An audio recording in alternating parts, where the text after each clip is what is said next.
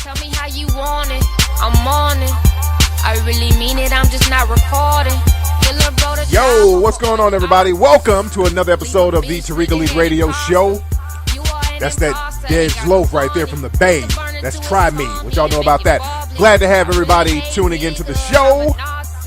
We're going to chop up some good game. The phone number is 818-850-5404, ladies and gentlemen. We're going to talk about some deep stuff tonight, but before we do that, we're going to take a very quick commercial break, so don't you go nowhere. We will be right back right here on Tariq Elite Radio. The Runway Boys Flight Club, that's an international clothing company that represents the travel lifestyle. Founded in 2005, the Runway Boys started as a group of active duty Air Force members. And them using their international connections, the group would start producing clothes for men, women, and children. The planes, hotels, parties, the people all across the world became the inspiration behind the logo and the brand. Visit runwayboys.com. That's runwayboyz.com and enter the promo code runwayboys for 10% off on your purchase. You know, one of my favorite songs back in the day from Usher is called Let It Burn. But what you don't want to let burn are your genitals. That's because casual sex is on the rise right now, and so are STDs. And yes, it can happen to you. You can't be so trusting with people out here. And you want to get yourself checked out. So you need to go to stdhometestkit.com and order their in-home STD test kit. You can test at home and you can get the results at home. And the results come in less than 10 minutes. Plus you get instant HIV testing. No mailing off to the lab.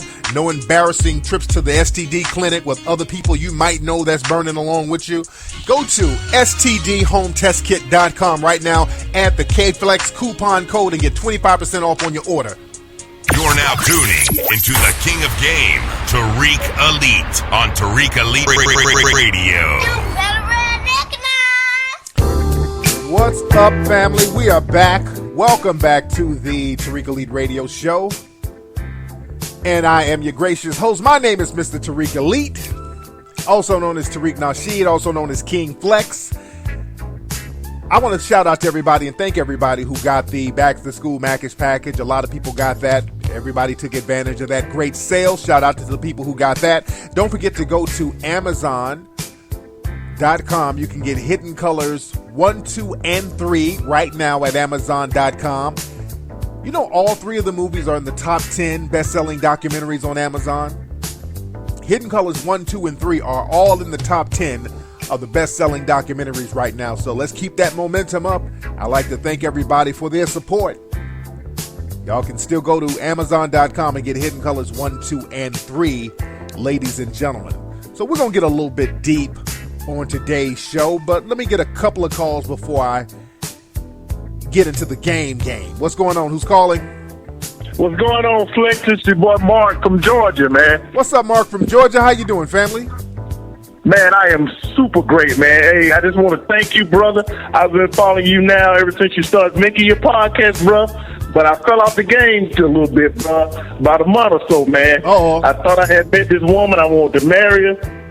And Flex, I found some text messages, brother. But his old cat she used to date. Oh. Yeah, man. She was his little booty call, bro. Oh, she was creeping like that? Well, it was old. It was over with.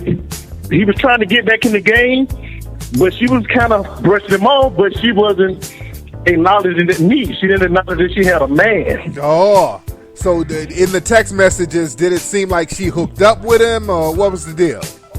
No, she was actually ignoring him, but she had an opportunity to say, hey, brother, stop calling me because I have a man, because he asked her, do you want me to start contacting you? Do you have a man? And she was like, no, I just been real busy. Oh, damn. So she was trying to have him as like a backup dude. Yeah, I don't know, Flex, because he's in D.C., we're in Georgia, so I don't know. Now, when was the last time you talked to this lady? Man, about 2 months ago, man, she left my ass because I confronted her about it. Man, we was planning on life together. I was gonna buy her a house with my VA loan and everything. Oh, damn! You had the whole package ready to go ahead and simp off on her. Yes. Oh man, you hit me with Keith. Oh nigga. Oh man, I had to do it, dude. I'm gonna take it. Yeah, Flex, man, I'm laying up in the bed crying, man. I'm thinking about committing suicide. I had to call the base doctors, man. Now, does this woman have any kids? No, man, she checked off all the boxes. She's 42, never been married, don't have any kids. She's a teacher. I was like, man, I just hit the jackpot. But, man, that was a red flag right there, man. Kind of, for a woman to be 42 years old, ain't got no kids, and ain't never been married. It's a red flag there. And a teacher, with teachers always be on that low-key shit. They always got some low-key freak up in them. So there was a lot of red flags there. But, man, you're going to be all right, man. You're going to be all right. Don't give up on love. Just be the best you can be. I think you're going to find you another one, man. So don't even trip on that, dude, all right? I appreciate you, Flex, man. Keep giving out this good game, brother. No doubt, man. Thanks for the call, fam. Thank you, sir. Yes, indeed. My man got that heart broke. My dude said he was going to trick off that VA money. Old dude was going to give up his veteran benefits for that. Let's see who else we got on the phone. What's up? Who's calling? What's going on? This is Ken Wynn from the 661. What's up, Ken Wynn? Where you at? Up in Palmdale, Lancaster? Where you at? I'm in Palmdale on the east side. Oh, there you go. You are okay. It's kind of gangsta out there. It's dry, hot, and gangsta. Oh, yes, indeed. So what's on your mind, man? Nothing much, man. I just want to send a shout out for the Macish packet that I just received on, what was it, Monday? Sunday? Yes, sir. Got that on Sunday. I got those boots. I got the T-shirts. Got the movie. So thanks again, my brother. Respect, man. Thank you for buying it, brother. Thank you for supporting. No doubt. Yeah, so right now I'm actually uploading a video onto YouTube because you probably got a couple of my emails. I'm a Michael Jackson performer. I just did a gig on Monday at a basketball tournament in the Valley called Ballin' for Peace. So I'm about to throw that up in just a few more moments. You guys can check out my little team I got cracking up here. Oh, cool. All black. It's all black. It's me, and I got this guy named Lorenzo and this girl named Shayanda. And we trying to make it all black. Oh, okay. As possible. That's what's up. So next time, since you're out here in L.A. and you a Michael Jackson performer, maybe you can hook up with Crispy Sorta Moisture and he can play Bubbles, and then y'all can go perform somewhere together. There you go. All right, That's man. What's up, there man? You go, man. Thanks for the call, fam. There you go. Let's see who else we got. One more call. All right, one more call. Hold on, one more damn call. These phones are blowing up. I want to get into some game. What's going on? Who's calling? Yo, it's Wesley from Brooklyn. Wesley from Brooklyn. How you doing, fam? Yo, man, I can't believe this fool. Yo, shout out to you for suing that bum ass dude, man. Oh, shout yeah. out to you for that one. Oh yeah. I had to do it. And the look on old dude's face was hilarious. I got so much satisfaction looking at the look on his face when he got served papers live on his show. That was hilarious. Yeah, man. Yo, you should save all those videos when you say fuck you, I'm not giving you your money. Save all that and bring that to court. I'm already knowing, dude. I'm 10 steps ahead of you. I got all that locked down. But thanks for the call, man. For those who don't know what my man is talking about, there's a person who will remain unnamed, but some people who follow me on Ustream know who I'm talking about. A rival. Well, I won't even say rival. The dude is so dusty and raggedy, he's not a rival, but it's a person who was doing some nefarious things, and he ended up getting served with court papers. I had him served with court papers live on his garbage ass show, and the look on his face, the look of embarrassment was hilarious. So he just got his just desserts, and we're going to court in a couple of months. And I talked to my people on Ustream. If you guys have a problem with him as far as him defrauding you, y'all hit me up. Y'all know my email, info@TariqElite.com. But let's get into some game. I'm ready to get into some game, family. I want to talk about money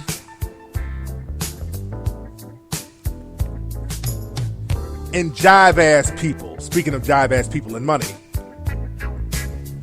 See, I was talking a lot about Ferguson on Ustream, the situation down in Ferguson. And I was talking about empowerment of the people down in Ferguson, things to be done to empower the people down in Ferguson, because that's what the people, our brothers and sisters in Ferguson, they need that. They need empowerment, economic empowerment, because when you have a situation where you're not economically empowered, you have no economic base, people can come in there and kill our brothers and sisters, and we don't have the political clout to do anything about it. That's where money comes in. You got to have your money game together. You got to have an economic base to protect yourself as much as you can. We're dealing with the system of white supremacy here. The thing is, when you talk about things like marching, praying, singing, holding up picket signs, doing symbolic gestures, people will go along with that. That's not a problem. That's not a problem at all. But the minute you start talking about economic empowerment, that's when people start switching up. When you start talking about money and empowerment and building, I'm talking about using money to build an economy for your community, especially in the black community. Everybody starts shucking and jiving and starts running around in circles and diverting and deflecting. And I want y'all to remember one phrase: money stops bullshit. I want y'all to repeat that phrase to yourself right now. Money stops bullshit. And I have a bullshit stopping mentality. When I do business with people, or when you do business with people, always talk money. When you talk business, business is about money. And we got to be in the business of handling business. We do everything else besides handle business. A lot of us in the black community, we're the most non-business having people on the planet. We don't handle business. We joke, play, laugh, clown, do all of these things, but when it comes time to business, handling business, getting our economics in order, we want to leave that up to other people. And that's a habit that we got to break out of collectively. Money stops bullshit. That's why I gravitated towards a lot of the hustlers growing up, because in the street life, money stopped all the bullshit. In the street life, it was the fuck you pay me mentality. I ain't trying to hear nothing else. Where's the money? I'm not trying to laugh and joke. Where's the money? Just so y'all remember the scene from Scarface when Tony Montana walked into the hotel room. It was a dude trying to bullshit, shuck and jive. He's like, so, Tony, where are you from? You got the money? You got the stuff? Well, it's nearby. Tony's like, hey, fuck all this. Where's the dope, motherfucker? I got money. Where's the dope? Where's the money? God damn. Let's just get to the point. Money stops bullshit. If it's gonna be something popping off, let's let it get popped off. Let's let it get popped off. If y'all gonna shoot and chainsaw, if it's gonna be some gangster shit, let's just get into some gangster shit. But let's just stop bullshit. Let's talk about this money so we can go ahead and get to the point. Just like in the movie Scarface, when they start talking money and getting serious about money, then the guns and the chainsaws break out. The people who are bullshitting, you'll see their real colors. You understand what I'm saying? Money stops bullshit.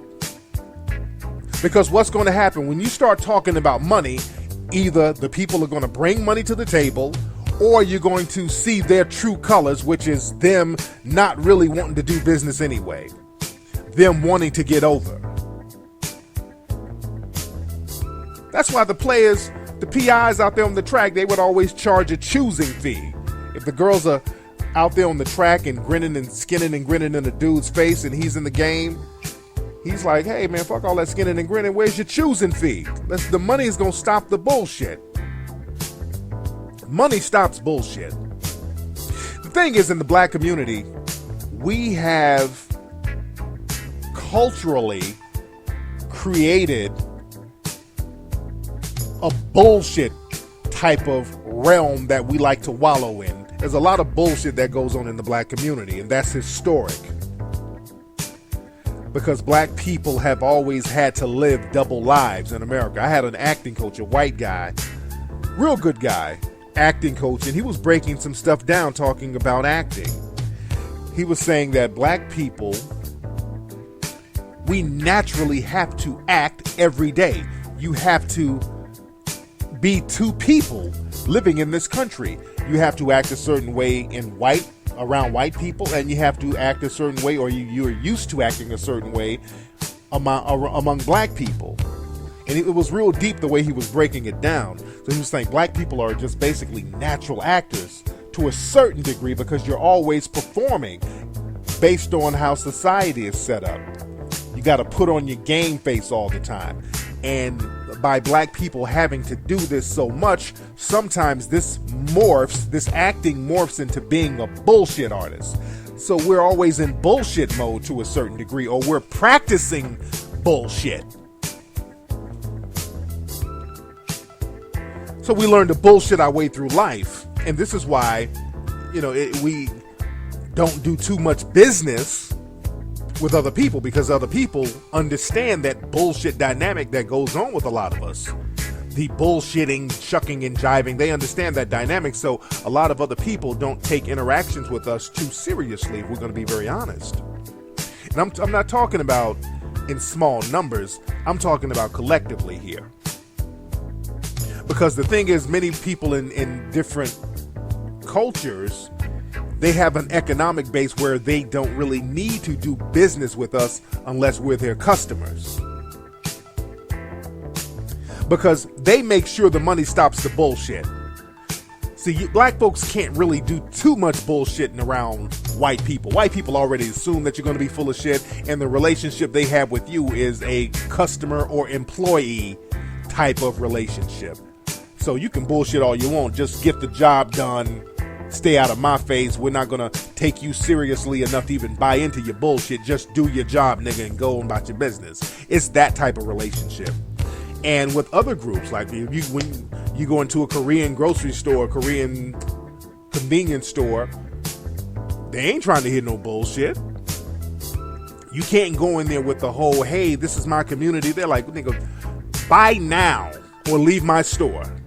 Buy now or leave my store. The money stops bullshit. They're going to stop your bullshit real quick by asking for money. So what happens is that the bullshit is regulated among other black people. So we've become accustomed to just sitting around bullshitting each other. And black people, we're the only group of people who can literally just sit around all day, 24/7, and just bullshit each other nonstop. Talk about shit you ain't gonna do, gossip, shuck, jive.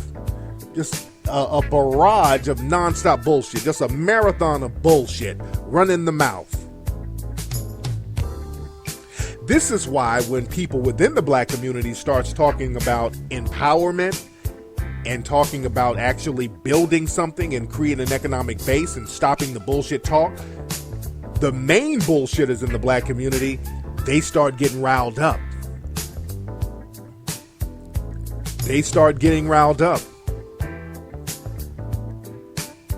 And there's 5 main bullshitters within the black community who ain't really about no empowerment economically. There's 5 types of bullshitters in the black community. You have nefarious preachers, and I'm not talking about all preachers. There's some preachers out there who are thorough, but there are nefarious preachers out there who know that they're full of shit, and they just like bullshitting people. So the minute you start talking about, hey man, let's stop depending on the dominant society. Let's use some of our resources to build an economic base for the community. The preachers will be the first one. Well, the Lord, we need to pray on it now. We need the Lord. Oh, we got to pray, Jesus. Then they'll try to divert you into just focusing on spirituality and not economic prosperity, unless it's for them. Again, I'm not knocking all preachers. There's some preachers out there who are very thorough.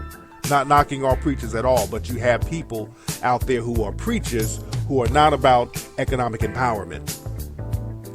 Second type of bullshit artists we have in the black community, the fake hotep niggas. You notice with those fake hotep niggas, the minute you start talking about actually getting some money and building something, they're like, oh no, brother. Hold on, brother. Hold on, my brother. I ain't thinking about that white man's dollar. You thinking like that cracker about that capitalism. That's that cracker thinking, brother. That capitalist bullshit, brother. When y'all start hearing that, that's a nigga bullshitting. When you hear dudes talk, and it's always those bummy dudes. the bummy, dusty, sloppy, half a crackhead hotep niggas, dusty ass dreadlocks. They are major bullshit artists. And when you start talking about money and building something, all of a sudden they look like the bullshit artists they are, because what happens is they thrive, the dusty hotep niggas, they thrive, and preachers too, they thrive on people looking to them for information. Even if it's a little jive ass information, not good information, but people who halfway sound like they know what they're talking about, people will gravitate towards them to a certain degree. But when you have somebody who's actually building something, those people go into alert, because now you're taking away what little shine they're used to. And those hotep niggas, those fake hotep niggas, are some of the main Hidden Colors haters you can see. They hate Hidden Colors. That's why they're always talking about people should bootleg it, fuck Hidden Colors, this should be free. It's always the fake hotep niggas saying that, because money stops their bullshit. When you see a Hidden Colors film, or you see somebody who's really about building something, you look at the hotep niggas as the dusty, broke down niggas they are. Then they go into alert. They get mad and they get riled up. Now, the third group of people who are bullshit artists are the coons. When you start talking about economic empowerment, the coons go right into alert. He's talking about getting us away from white daddy. No. What about black on black crime? Then the coons start regurgitating white supremacist rhetoric. The coons start deflecting into a bunch of white supremacist rhetoric, because they're the special Negro. They don't want to offend nobody. They hate other black folks. So talking about doing something that's going to empower black people collectively, the coons go into alert first. And right under the coons, number 4, that's the bedwenches. The bedwenches, they're trying to get chosen by white daddy. So any type of talk about black economic empowerment, they're going to be the first ones to thwart it. They're going to be the first ones talking about, hey, let's be all inclusive. Or they're going there with a fake political agenda like, well, how about women's rights? Which they don't really care about women's rights. They just want to be divisive for the sake of being divisive. What about women's empowerment? That's a deflection and divisive tactic. And then you have the hood rats. And the hood rats, they're definitely not about economic empowerment in the black community, because they're comfortable already. The hood rats have already accepted their lot in life. Hood rats are just on cloud 9. You get a county check, Section 8, whatever, and you get to kick it, party. You're like a grown baby. So they're not trying to be economically empowered, because they're good. They're like this. They're satisfied with the crumbs. Section 8 is fine. When you start talking about economic empowerment, they start deflecting. Hey, let's hit the club up. Let's get our drink on. Let's get our smoke on. What's all that empowerment talk? No.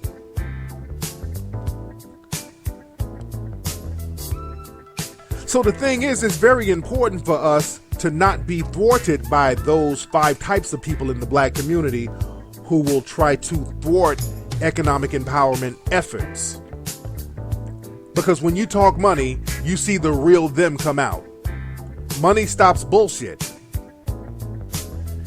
And this is why when I do things, I like to do things as a group. Because a lot of times when I do things collectively, I'm talking about financially now. When I'm putting together projects financially by myself, I end up becoming a target. And a lot of black people become targets. That's why I like crowdfunding efforts. I like funding efforts where we can get a lot of people involved. Just like with the Hidden Colors film, a lot of people were involved, which was a great thing.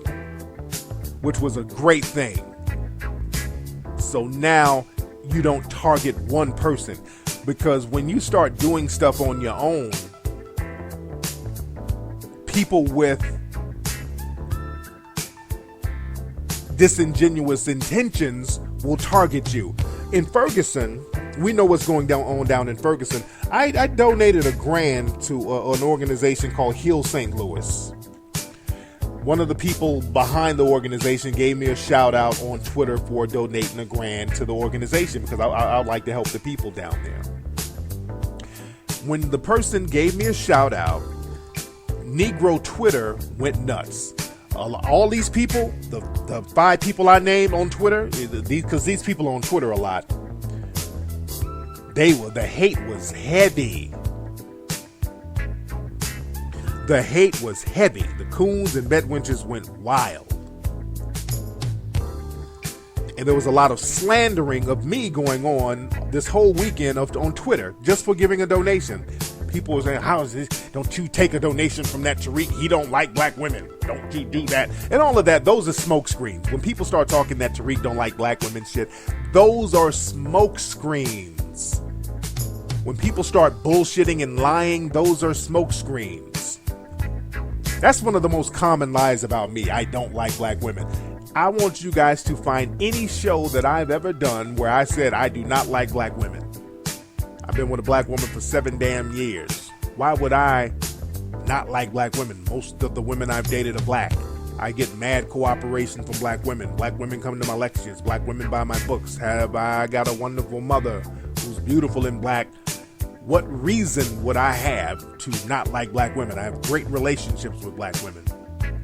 All of my relationships with black women have been wonderful. You don't see none of my exes coming out shitting on me. And I don't shit on them. I have real good relationships with all the women I've dated who are black. But that's neither here nor there. Just the fact that sounds very negative. Something that you can't prove, but it sounds negative. And if you say it enough, you can try to get it to stick. But the thing is, like I said, back to Ferguson. I gave the money to Ferguson, so there were people down there in Ferguson who are taking advantage of the whole situation. There are people down there who are fake activists, because everybody who's down there marching with their hands up, you got some agent provocateurs all over the place, which have been shown in certain videos. You got a lot of people down there who's not really too concerned about making any progress. They like because all the cameras are down there and certain people can get hood shine. There are a few people out there who are becoming celebrities on their little block, because now you got CNN down there interviewing random people, and now you got people in the hood who got a little camera time. Now it has gone to their heads. And I'm not talking about all, but there's a few people down there doing some real foul things. That's why I've helped with people who are doing some real legitimate things down there. And there were some people I called out on Twitter and on my live Ustream show. There was one young lady in particular, who started this whole Twitter troll of me this weekend. She is a woman named Netta something. She's on, and I talked about this on my Sunday show. She's trying to be an activist down there, and she's trying to be the next Rosa Parks, and she's trying to be Coretta Scott King, but she's really down there trying to get a lot of shine. She's out there taking ratchet selfies with her friends. They're out there twerking and dancing when they're supposed to be protesting and marching and doing stuff. And she was saying some very negative things about me, why I didn't give money to the Brown family, which I donated to. One of the funds, by the way. There's a lot of people I donated to that I didn't say anything about, by the way. And I asked her, I'm like, well, since you're contacting me on Twitter, ma'am, what money have you given? And she went nuts. When I asked this woman about money, she started sending all the trolls. Tariq said I ain't doing nothing. He said I'm out here every day marching and singing and praying. I got a prayer vigil. So she went into this whole spiel about what she's doing. All her trolls started hitting me up, mad, creating a smoke screen. And the reason why they were creating a smoke screen is because it came out a little bit later that this young lady has been accused of skimming donation money out there in St. Louis and Ferguson. This young lady has been accused by people down there for misusing some of the donation funds. And it all came out. If y'all look at my Sunday's Ustream show, all of this stuff came out. They said this woman was out there buying beer. Her and her friends and her people, they were out there buying hotel rooms with donation money, trying to justify it, saying they needed a place to stay while they were doing activist work. What was some swimsuits they were buying? They were bailing out some of their friends who had prior warrants that had nothing to do with the protest. This is what they've been accused of. People were asking them for receipts because they were going to Walmart and spending a whole bunch of money and then not accounting for the stuff they were spending. So the woman outed herself, basically. And that's the problem. You got a lot of people out here who are not really used to building, and they don't want to build anything. They just want to take an opportunity to turn up. You don't want to build anything. You just want to get enough money to turn up.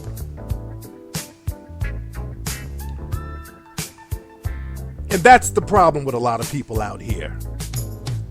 When it's time to really break bread and talk money and talk building, people want to double down on bullshit. And I'm saying to you, ladies and gentlemen, don't fall for that. Don't fall for people who want to double down on bullshit. Money talks, bullshit walks, as the old saying goes. People hit me up all the time. Tariq, man, hey, Hotep, and I've said this a million times. Hey, Hotep, Tariq, Hotep, assalamu alaikum, Hotep, Tariq. I'm like, hey, man, what's going on? What you want, man? Hey, man, we want to do, have you do a lecture, Hotep, we want you to do a hidden color screening, Hotep. Okay, it's this much, that much, this. I go right into the money. I stop the bullshit very quick. I go immediately into the money. I'm all business. I'm like, okay, my lecture fee is this plus travel. Oh, okay, well, brother, it's for handicapped orphans, brother. And what we do, we're going to sell bean pies. Brother, my fee is this. Hit me up when you want to go ahead and bring me down there, brother. I'll stop that very quick. I'm not in the bullshit business. Business is business. We got to get in that business mindset. Let's stop getting on that fake Hotep, jive-ass bullshit our way around each other. See, when we start talking business with each other, the Negro mind look at that as something negative. You have a lot of black people out here who will say stuff like, well, man, Tariq, with those Hidden Colors movies, you're leeching off the black community. I had somebody tweet me that not too long ago. Somebody said, with the Hidden Colors movies, you're leeching off the black community financially. Look at those terms, and a lot of black people think like that. If you're making money within the black community and you're a black person, it's a negative thing in their mind. Now, other groups make money off us every single day, but the slave mentality thinks that is normal. But the fact that of another black person making money with a black person, there always has to be some kind of negative connotation there in the minds of people. We got to get rid of that, because that's the bullshit talking. We got to stop that bullshit and be about our paper. Hey, y'all, that's been today's episode of the Tariq Elite Radio Show, family. Don't forget to hit me up on Ustream this Sunday. We'll chop up more game. You guys have a great week. I will holla.